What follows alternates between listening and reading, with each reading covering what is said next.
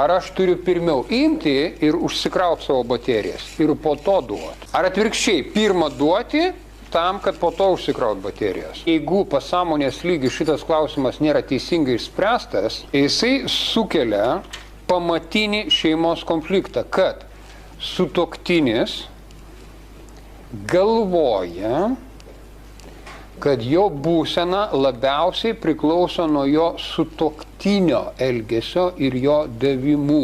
Ne va tai, todėl, kad aš esu sistemoje, uždaroje sistemoje. Tam, kad į šitą voverės ratą nepatekti, pirminė pareiga sutuoktinio yra turėti savo asmeninį neribotos energijos šaltinį. Aš pats pirmiausia turiu kaip vyrui užtikrinti neribotą energiją nepriklausomai. Aš vienas esu, ar aš esu su žmona. Čia mano asmeninė